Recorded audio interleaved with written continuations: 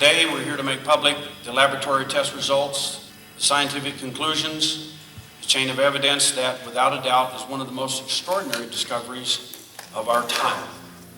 After a year and a half of intensive research, scientists throughout the United States conducted a battery of laboratory tests which conclude that this material that you're now looking at appears to be manufactured structure and is extraterrestrial in origin. But we agree that at least one flying saucer crashed and was recovered with alien bodies by the U.S. government and carted away, and that strong intimidation was done on witnesses.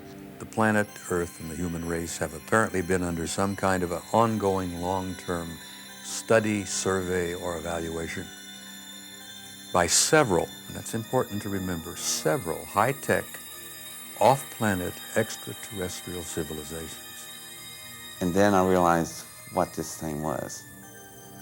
They grabbed hold of me, the Air Force guys did. We got back in a golf cart and we were riding back up to the surface. And I was sitting there thinking, I just realized what this engine is. It's a symbiotic engine. The engine is alive. The general human population does not want to hear that another life form from somewhere else in this universe is collecting sperm and ova and creating hybrids when we as a planet have not even gotten to square one, that we're not alone in the universe.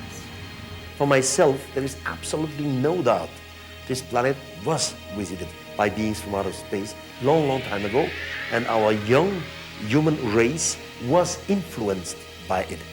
A lot of the extraterrestrials exist in fourth dimensional reality or fifth dimensional reality. So what has happened has been that we are actually moving into their space. It's not that they, are always on other planets. They come and go. They live, many of them, inside of our planet and exist simultaneous to us. You have a near-death experience or a shamanic experience when you come into contact with the visitors because it's so mind-blasting and overwhelming. We've had that experience on an individual basis. There are a couple of million people in the world who have had this experience. I think we're probably just about to have it on a general basis, and the whole of mankind will be transformed.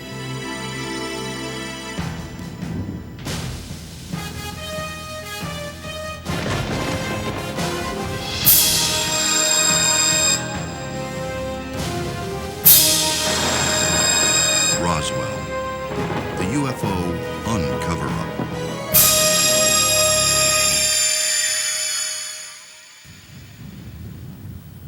The mystery just won't go away. In fact, it keeps on building. According to a recent Gallup poll, 71% of Americans believe that the U.S. government knows more about UFOs than it is telling the public. Now that 50 years have passed, what do we really know about what happened here on that summer night in the skies over Roswell, New Mexico? It was the start of the biggest cover-up in history when a rancher named Mac Brazel found some wreckage and debris. Stuff was so unusual that the Army had to see. Major Jesse Marshall thought it wasn't from these parts, and when they plot to cover up, it's then the rumor starts. Ship's skin was thin as foil, strong as steel, it's a fact. Couldn't cut, scar, break, or bend it, couldn't dent it with an axe. Inside it were these IVs with some real strange encryptions, just like hieroglyphics or stuff written by Egyptians. Flying saucers been reported all across the 48, but who thought they'd hit the ground like a crumpled license plate? When the Army realized just exactly what they found, they packed it up on great big trucks and quarantined the ground. They sent it to Wright-Patterson, the Air Force base of choice. A little while later, and our government changed its voice, when the Army's press release first said a flying disc had crashed. Now it's just a weather balloon that ended up all smashed. The whole thing sort of blew over till a few short decades later. Story got to interest UFO investigators. Witnesses came forward swearing aliens arrived. On a distant summer night, they said some died and some survived. Flying saucers been reported all across the 48, but who thought they'd hit the ground like a crumpled license plate? Folks swore they must be Martians who had come here to invade, but but they're only crash test dummies, so the Air Force thus explained. Crash test dummies, crash test dummies, crash test dummies, crash test dummies. It was rumored they had big heads and 4 fingers on each hand. Kinda looked more like a child than they did a grown-up man. Locals, they'd been threatened not to ever say a word, scared that they'd be ridiculed and made to look absurd. Despite the passing years, government stories pretty rusty. Hot air about balloons and up to spy upon the Ruskies. Throw in some crash test dummies to explain the alien guys. They must be the only ones to believe in their own lies. Flying saucers been reported all across the 48. We thought they'd hit the ground like a crumpled license plate. Our government reassures us nothing's happened secretly. So my friends, no more loose ends. Is everybody happy? Crash test dummies, crash test dummies, crash test dummies, crash test dummies, crash test dummies, crash test dummies. They must think we're only crash test dummies. Dum dum dummies.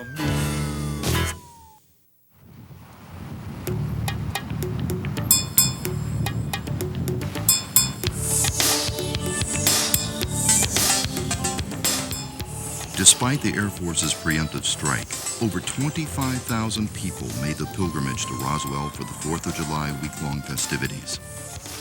Reflecting small-town America in the 90s and our collective fascination with extraterrestrial visitation, Roswell became the focus of worldwide media attention. There was a discernible shift in the wind. The stigma of believing in UFOs had finally vanished.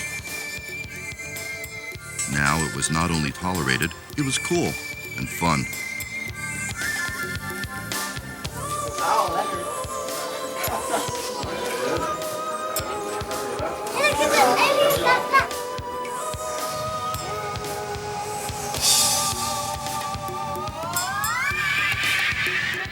America was passing through fear and denial on its way to acceptance and greater understanding.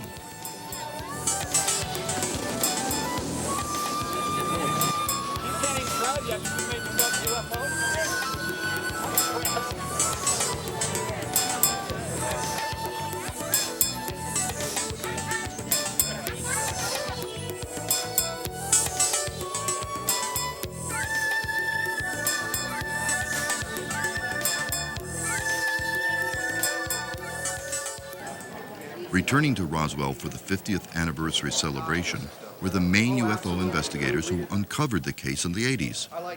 Kevin Randall, an Air Force Reserve officer who, with Don Schmidt of the J. Allen Hynek Center for UFO Studies, interviewed over 500 witnesses and wrote the definitive UFO crash at Roswell.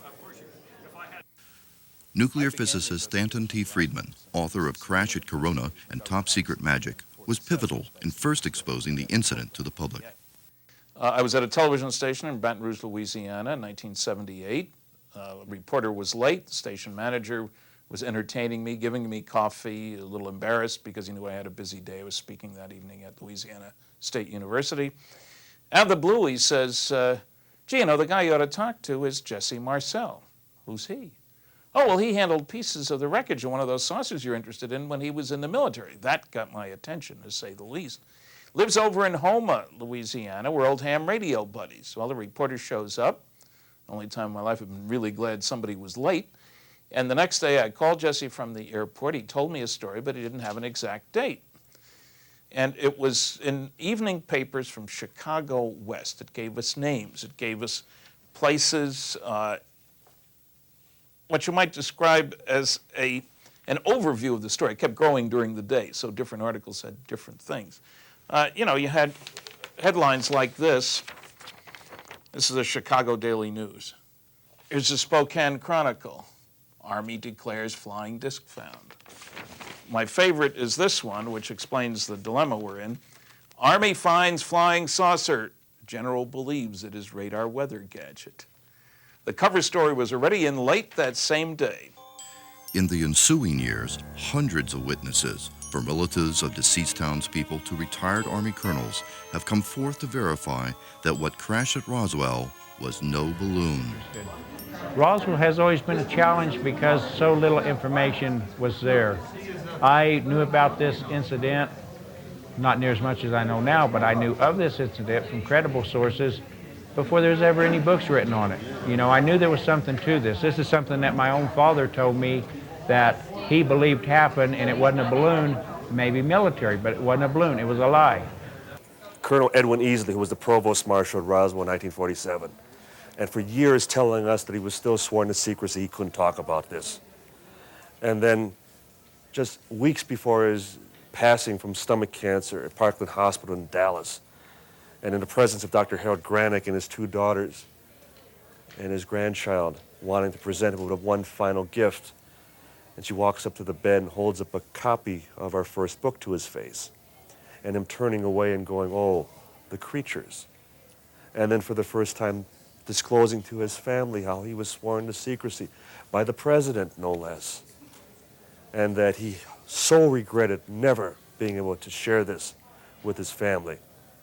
But he still didn't go any further. He still was a good soldier. What makes a good soldier? Now that the Cold War is over, many former U.S. military officers who were privy to top-secret information about UFOs are choosing to set the record straight. At Roswell's 50th anniversary, the highest-ranking officer yet, retired Colonel Philip Corso, released his much-anticipated The Day After Roswell, in which he reports having actually witnessed one of the dead aliens while on duty at Fort Riley, Kansas in 1947. He later went on to serve in the National Security Council under President Dwight Eisenhower and in the Army's Research and Development Department under Lieutenant General Arthur Trudeau. Are the aliens still a threat, and are there more than one race coming here? Well, we thought that these aliens were clones, built specifically for space travel. And they were many of our flying saucer experiments have failed because of the guidance system. We felt they were the guidance system. They were part of the mystery. And we also felt they were created by superior race. I think if scientists takes a hand in it, they can look at what we know about the extraterrestrials. And we know quite a bit, but we don't know enough. Well, he's one of the most important UFO witnesses who's ever broken cover.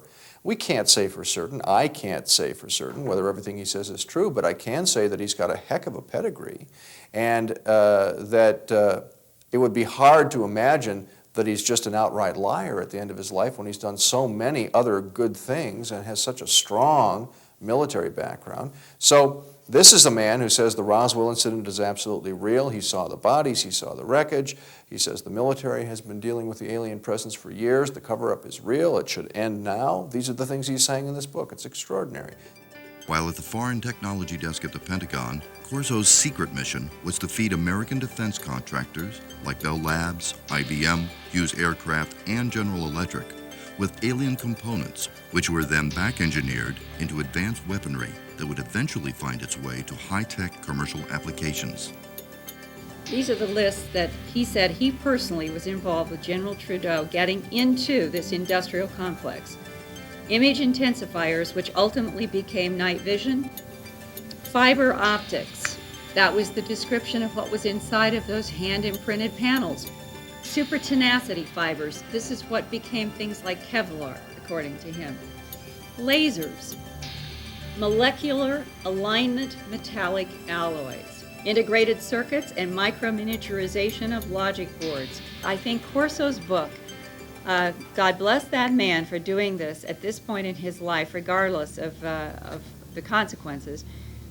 He lays out in The Day After Roswell as clearly as anyone, and I've had so many people, always off the record, but people from intelligence and military who have tried to say, if you understood the conflicts between our own intelligence agencies and the military versus the intelligence agencies, you would begin to understand how a policy of silence and disinformation has continued to flourish. Well, it means that we have a kind of chaotic and competitive series of different intelligence and military units, each one holding on to their information from others. So I think that the next step, and I'm hoping that something's going to provoke this, how is the entire military and intelligence and industrial complex made comfortable for everybody to start sharing everything so that we could get on with the truth? Nip, nip, nip. You didn't see us. We don't exist. The truth is out there, reads the popular slogan from the X-Files television series. Is the wall of secrecy and intimidation surrounding Roswell and the UFO phenomenon starting to come down? The notorious and infamous FEMA. Another ex-military officer who for years has been actively pushing for full disclosure is former NATO Sergeant Major Robert Dean. And I think it's important to understand that I began as a no-nonsense, crew-cut, professional infantry type. I was not fantasy-prone in any way. I was the kind of person who had to grab a hold of something and look at it, touch it, bite it, kick it, to believe it. But all that changed in 1963. I was assigned to one of those special military assignments we call plum assignments, and you get them once in a great while. I was able to take my family with me off to Paris, France, for an assignment at Supreme Headquarters, Allied Powers in Europe. I arrived in '63, was immediately assigned to the War Room, a place we called SHOC, Supreme Headquarters Operations Center. My top secret clearance was upgraded at that time to cosmic top secret, which was and still is the highest level of security classification that NATO has. And so I began working in the War Room, and I began to hear discussions, comments, and it caught my attention. I was listening to them discussing a study that was initiated in 1961, 2 years before I arrived, and the subject was UFOs. And there apparently was a big, expensive, long-range NATO study underway to determine what was happening over the skies of Central Europe. Now here's the problem. They were very obviously under intelligent control. They were very obviously incredibly technically capable. Their high speeds, their high altitude, the fact that they could turn on a dime and move and follow our jet fighters and fly rings around our bombers and fighters, got the military very concerned. And in 1961, they initiated a study. The conclusions were that it had been going on for a long time. There were several groups involved. They were interested in us in some way. They had an extremely advanced technology. I pulled that out of the vault every chance I got. Every time I was on duty in Jacques, I'd pull it out and read it. I'd go through it. I'd looked at the photographs. I'd looked at the reports, medical studies, metallurgical analysis, autopsies. I couldn't put it down. They determined that, God help us, happily, that these guys, whoever they were and wherever they were from, were not malevolent or hostile, because if they had been, the level of technology that they repeatedly demonstrated was so far beyond anything we or the Soviets had, that if they had been malevolent or hostile, whatever it was would have been over a long time ago. Now that was the aspect that intrigued me quite a bit. The fact that there had been a long-term, long-range survey of some kind taking place by several extraterrestrial intelligences. In recent years, as more testimonials and verified reports by credible witnesses have been gathered and publicized, material evidence has started to surface and fall into the hands of investigators capable of coordinating sophisticated scientific testing procedures. Producer of the Showtime television movie Roswell, Paul Davids. That this morning there would be disclosure of scientific findings on debris that is purported to come from the Roswell crash, and that these findings are in some way definitive and conclusive as far as containing materials that are not of Earth origin. In August of 1995, I was contacted by an individual who claimed to have possession of what he stated was pieces of debris from the 1947 Roswell crash. After meeting with this individual, we began an extensive investigation into the history of the material and statements made by that source. Subsequently, after speaking with the individual at length, we learned that this material had been kept a secret for almost 50 years because of fear of ridicule and reprisal.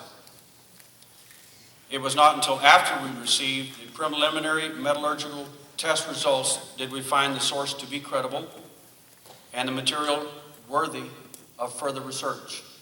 After a year and a half of intensive research, scientists throughout the United States conducted a battery of laboratory tests which conclude that this material that you're now looking at appears to be manufactured structure and is extraterrestrial in origin.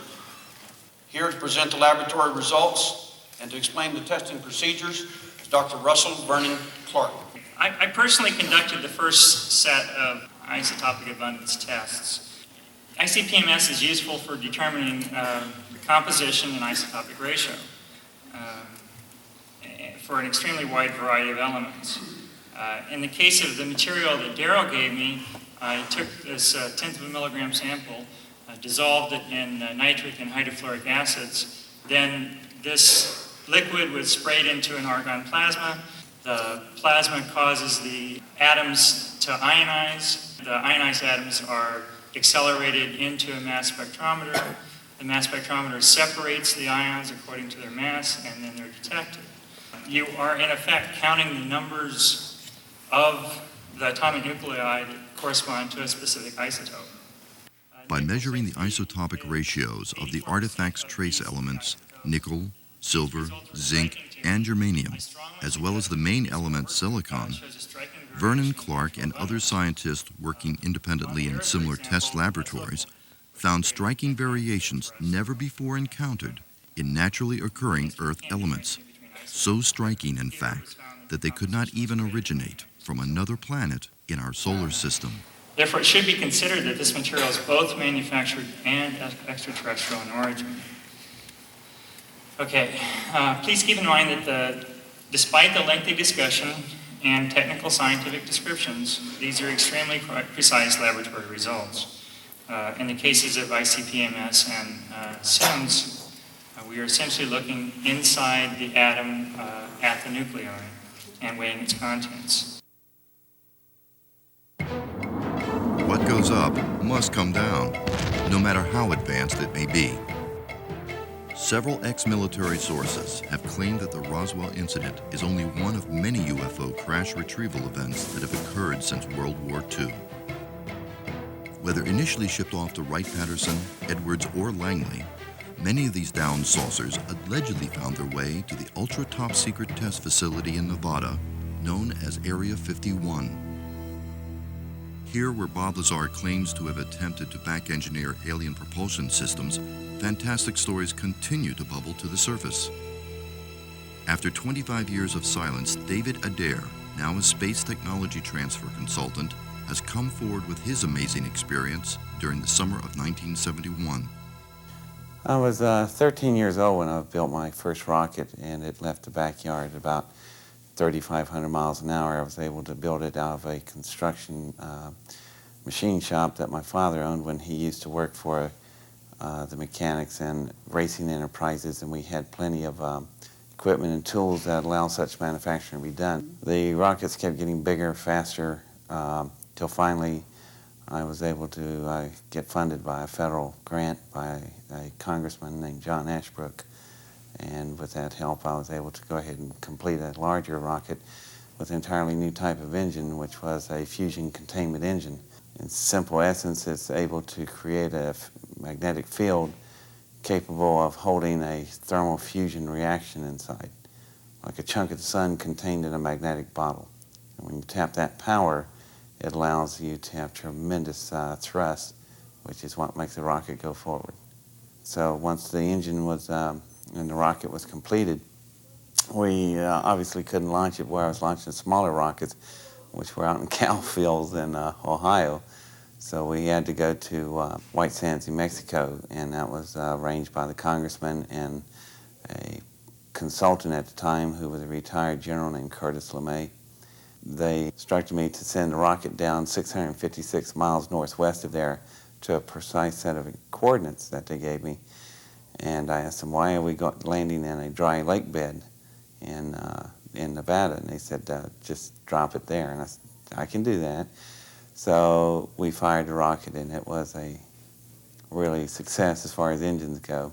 Extremely fast. It was so fast you couldn't even see it leave. So we got on the plane, and when we got there, they were right. There were twin 10,000-foot runways there and hangars and a 42,000-acre Air Force base called Groom Lake. My rocket was down on the south end of the field at the end of the runways, and you could see the parachutes bellowing in the wind, and we landed and got out. And I was assuming we were going to go look at my rocket right then. No, we got in golf carts and rode to this center hangar, which was a very low, flat-type hangar, but extremely large inside, size of about 4 football fields. So we pull in there and stop in these little golf carts, and we're just sitting there, and I'm going, well, that hangar's empty. I thought, this is interesting, you know. And then in a few minutes, little yellow and red lights came on flashing, and then out of the ground, or out of the floor, come these little rails with chains on them. They came up around all the doorways, and then the entire floor dropped out from under us. It's an elevator. We went down about 20 stories, and in the work bays, we went down to one that had something sitting in one of the big workshops. They pulled the big covers off this thing, and it was interesting. It's an engine about the size of a school bus. And this engine is a much larger version of the thing I built. It's also an electric magnetic fusion containment engine, but it is sophisticated and it is powerful. I would have to compare mine to it. Would be like I had a Model A and this thing was a Ferrari. I mean, it's just tremendous, powerful difference, but we both were of the same engine breed. And this one had been damaged right in the center of the core. They asked me to look at it and describe to them how I thought the thing functioned. And I asked them, you know, how come I'm telling you about your engine? And they said that the engine was recovered in a project they was working with, and they wasn't sure how everything functioned on it, and personnel that were available that work on that was not available anymore. And they said if I could just help them out a little bit. Well, being 17 years old at the time, they thought I didn't pick up on too many adult innuendos, but I guess I was born old. I knew exactly what they were doing. So I said, fine, you know, yeah, I'll be glad to help my country, you know. Yeah. So we play along, and I asked them, can I walk up to it? They said, sure. As a matter of fact, you can climb on it if you want. So I got up to the engine. When I put my hands on the engine to pull myself up on it, this really interesting swirl pattern would come off wherever my skin was touching, and they would swirl out through the metal, going out through the alloy. And I didn't know of any metal that could do that. So I turned around and told them about this firing system here, and they were going, yeah, where is the firing system? And I started to tell them that because I finally figured out what this thing was doing. But then I said, well, why am I telling you about your own firing system if all this is yours, and this isn't from here, is it? Matter of fact, it ain't from around the area, is it, boys? And they started getting upset. I said, let's do some assumptions. This is an engine. I'm assuming it came out of a craft, a big one, by the size, proportional differences, probably 300 feet plus, you know, the length of a football field. Well, therefore, it's got occupants. What in God's name have you done with them? Well, that was the wrong thing to say, because they are up on the engine coming after me, and it's time to leave. Well, when I bend down to get off the engine, I put my hands back on the engine.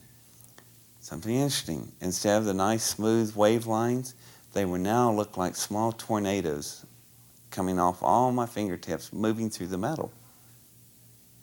And then I realized what this thing was. They grabbed hold of me, the Air Force guys did. We got back in a golf cart and we were riding back up to the surface. And I was sitting there thinking, I just realized what this engine is. It's a symbiotic engine. The engine is alive. It is an engine that's capable. The reason they couldn't figure out the firing order is that the tubing that was cascading all over its body looked like the same pattern you would have from a brainstem of a neurosynaptic ordering firing order.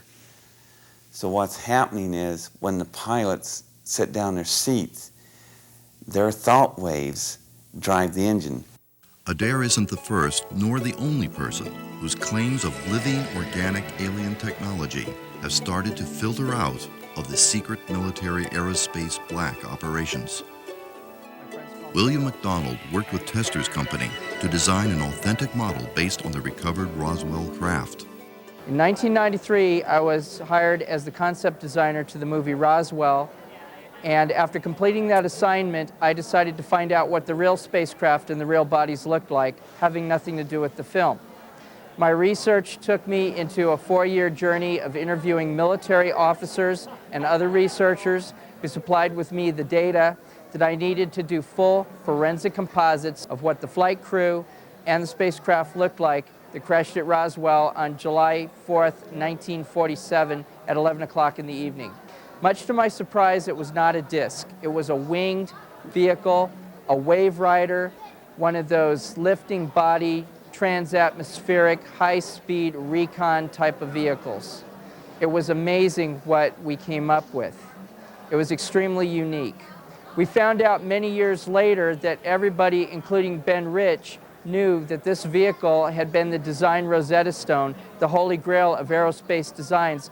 We found that inside this vehicle had microprocessors that looked like the neuroganglia tissue that you see in a human brain.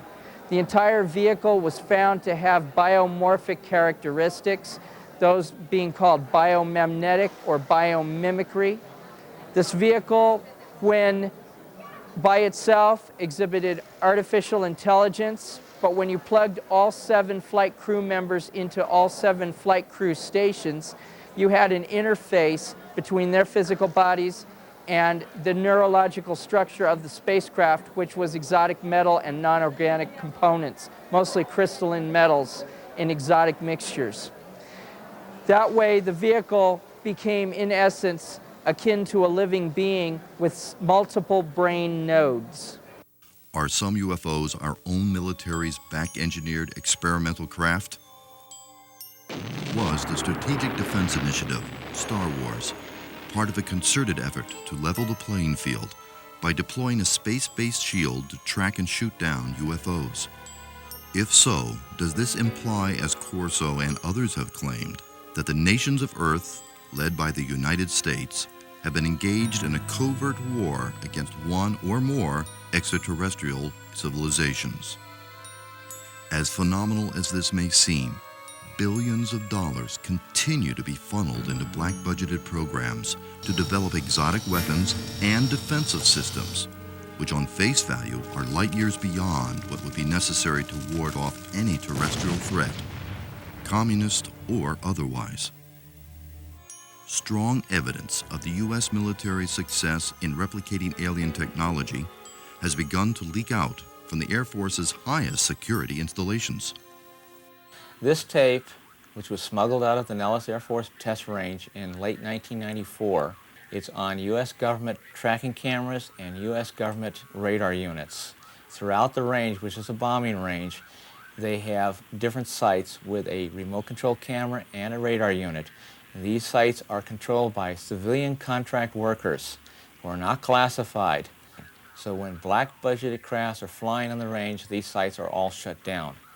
At this time, for some reason, they're open.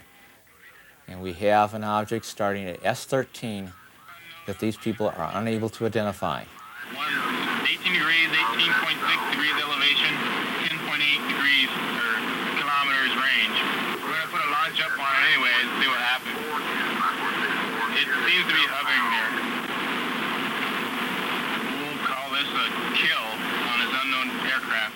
Termination kill means they have locked radar on the object. This is exactly what you go through before they launch a missile at it. It's now doing some very strange things. It's moving back and forth because it's a joystick controlled camera and they're trying to keep up with it. And they're now coming into the S30 site. The object The radar, as you can now see, is being jammed by the craft. If you look at it closely, you will actually see a fluctuation around it. This is this immense field. And at one point in here, you'll hear him say, "I think we have a helo."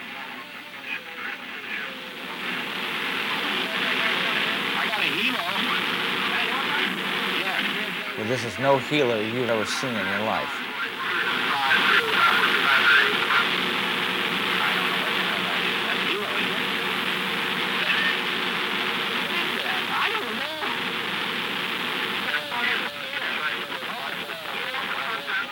At this stage, you really start seeing the field. And this object is moving at an incredible rate of speed. The term non-flare, which you're hearing in the background, means that they're telling them, ordering them to shut their units down.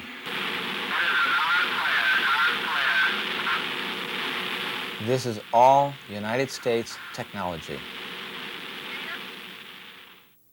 They concluded in 1975 and 76 that some of the more advanced races that we were dealing with, that we had had communication with, that we had had contact with, were apparently multidimensional in their source. Now, we're talking about intelligences, we're talking about races that are so far beyond us, not only in technology, but in evolution, in their spiritual understanding. And it became very apparent to me that this was far more important than the hardware. Where are they from? Why are they here? I began to realize that the spiritual aspect of this was, for me at least, the most important part of it. I stopped being skeptical, but I became more curious than I'd ever been in my life. I learned along the way that we weren't simply dealing with visitation from high-tech extraterrestrial civilizations. The study inferred and concluded in many areas that something was going on, a process or a plan of some kind was unfolding. They didn't know what it was in 1964, and I'm frank with you in telling you that I don't think they even know now what their agenda may be. But believe me, they have an agenda. I make only one assumption about every advanced civilization, namely it's concerned with its own survival and security. That seems reasonable to me, if we look around our own planet.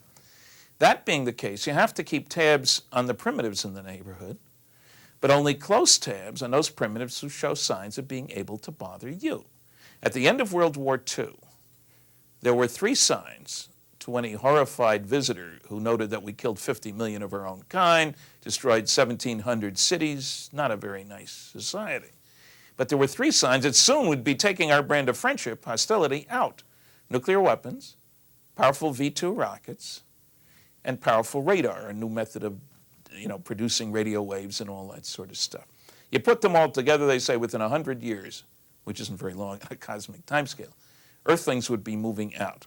Now, I don't find it any coincidence at all that the only place on planet Earth where you could study all 3 of those technologies in July 1947 was right here in southeastern New Mexico.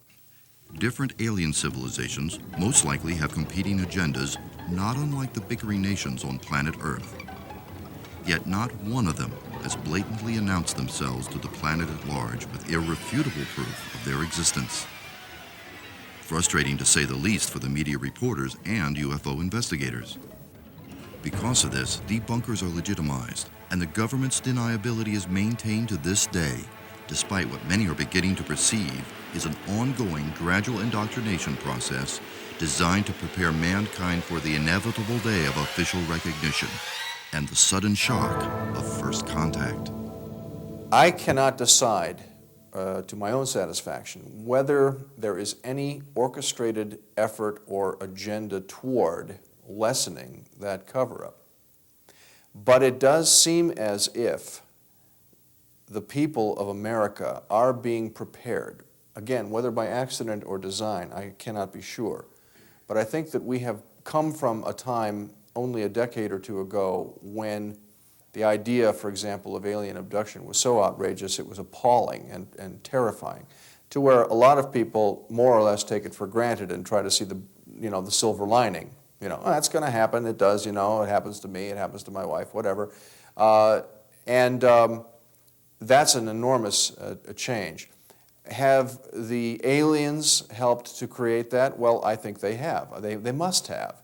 I have to assume, A, aliens are real, B, they are interacting with us, and C, they have some kind of overview of how it is that our interaction will evolve. I think that I've only seen one particular alien agenda, and that is this abducting people, a strong interest in human emotion, in the way we care for our children, the bonding we can do with our own offspring, these very human things, human sexuality, and of course the taking of sperm and ova samples and an apparent attempt to create a hybrid mix. I think this is central to whatever the effort is, and I think there might be different races or different types involved, but they're all cooperating in this particular project. I would say probably 80% of the cases and interviews of people that I have interviewed over at least a decade and a half, the one common denominator was concern about the planet's future environmentally. There were all of these scenarios about something really catastrophic happening globally. A lot of the implications were that the human race actually as a species might not survive. You stand back from it and you say, if you're dealing with an advanced intelligence that appears to be harvesting tissue from animals, appears to be interacting with plants, probably harvesting genetic material from humans, there's an agenda there.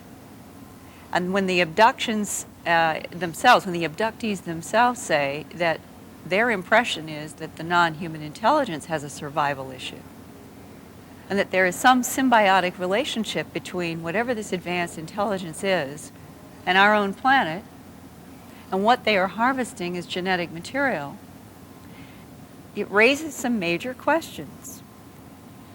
Would the visions or images or projections of some sort of catastrophic event on this planet actually be a way of scaring humans into realizing that if we kept on the environmentally destructive paths we're on, we could end up destroying our own planet, which would destroy us? Because whatever this alien intelligence is, it seems to have a vested interest in keeping life going on this planet.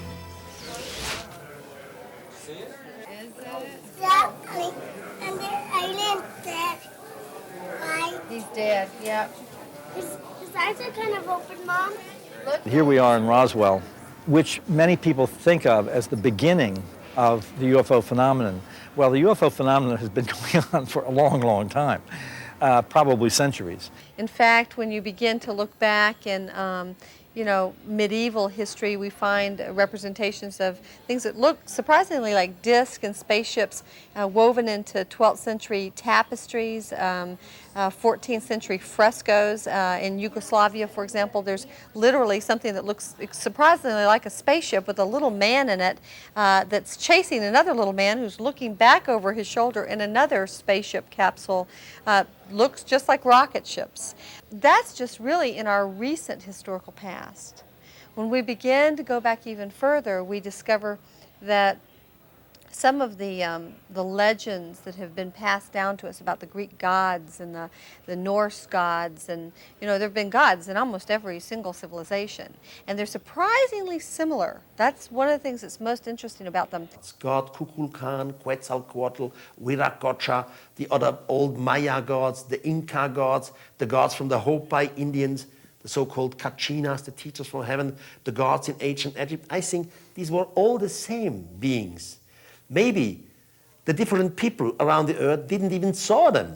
It's quite possible, like the example with Christianity, that it happened only at 2 or 3 places.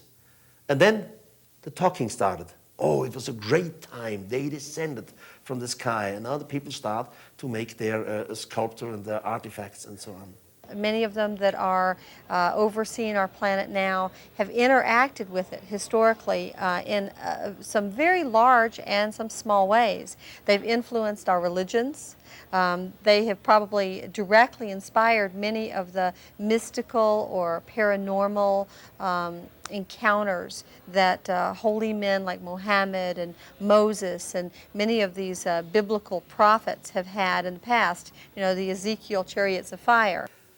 Gods do not exist. There is only one God, and I'm personally still a deep believer in God. I'm one of these figures who's praying every day.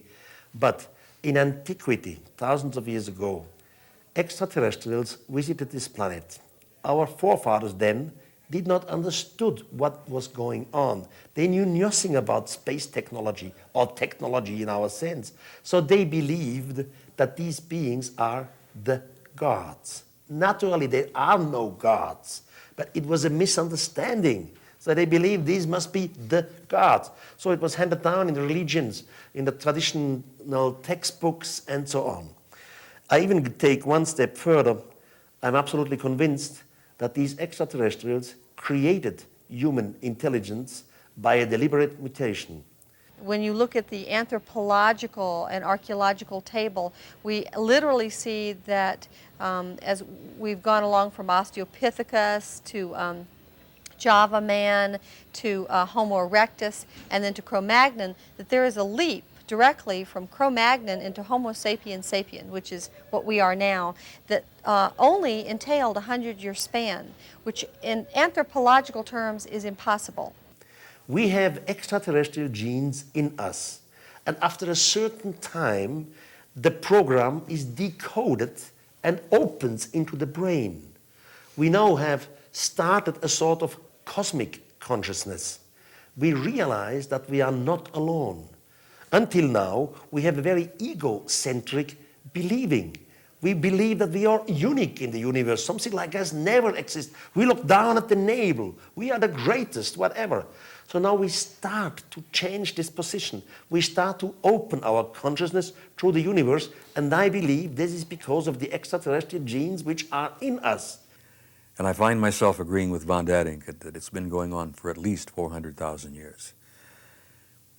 And my own conclusions over the last 30 years, I've pretty well concluded that the human race is indeed a hybrid race, that we have very likely been seeded here on this planet, and that I have concluded that we have been continually genetically manipulated on this planet for the last several 100,000 years. And it's still going on. That process is still underway. There was an enormous object hovering over Phoenix, Arizona for an hour and 40 minutes. They did computer analysis of what they had on the video cameras, and they determined that this object was 2,000 yards across. I predict you're going to see a lot more of that, because our friends, our family, I think, are going to continue to up the ante, slowly, gently, in a non-threatening kind of way. And you can see like a ball going around it. I mean, way out around it, you know? There ain't no little airplane that moves 5 miles in 2 seconds. I think that one of the reasons that the extraterrestrial encounters seem to be increasing on an exponential level and are going to continue to increase through the millennium and until the end of this age is because we really are at a very pivotal point in Earth's history. Certainly environmentally, we're doing disastrous things to the planet, and you don't have to be a rocket scientist to see it. But one of the reasons that they are returning, as I see it, has to do with the vibration of the planet herself. You know, we've been vibrating about 7.8 pulses per second, all sentient life on the planet, the plants, the animals, the humans. We don't even notice it. But what has been happening really is that the number of pulses per second is increasing. We're now up at around 11.2 pulses. That's why a lot of people feel like time is speeding up. It actually is speeding up. We are vibrating at a faster speed as we move from the third into the fourth density vibrational patterns. And that's true of everything on the planet. And when that happens, several things occur. The millennium changes, the age of Pisces comes to an end, and the age of Aquarius fully comes into place. The Mayan calendar ends and all of the prophecies. The Nostradamus prophecies of the destruction and then the 1,000 years of peace comes in. We're at a time when anything could happen.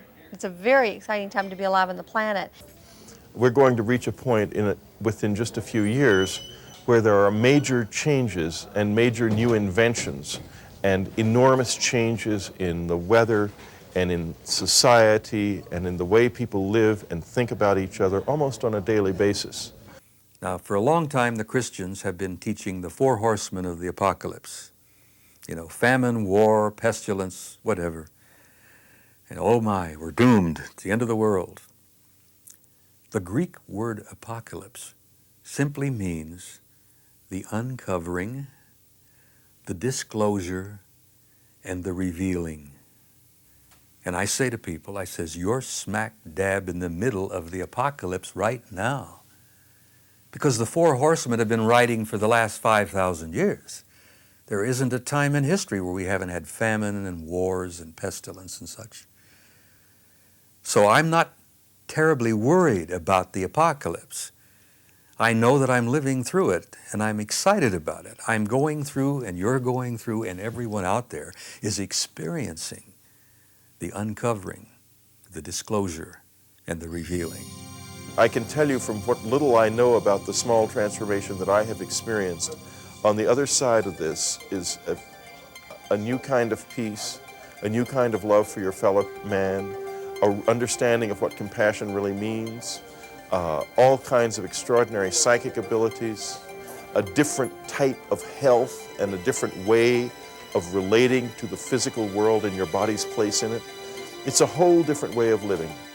Ironically, the leaders in this are going to be the children. Our children will take us into this new world.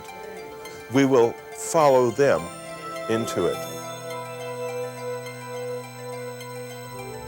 In a nation founded on freedom, the truth cannot be denied forever. Ready or not, humanity is being drawn into the realization that we are part of a vast galactic neighborhood teeming with intelligent life. Whether you call it disclosure, the revealing, or the uncover-up, this wondrous process has irreversibly begun. How we integrate this knowledge within ourselves, overcoming our fears, and trusting in the wisdom and spiritual insights we glean will permanently alter our way of life, yet also propel our evolutionary destiny toward the stars.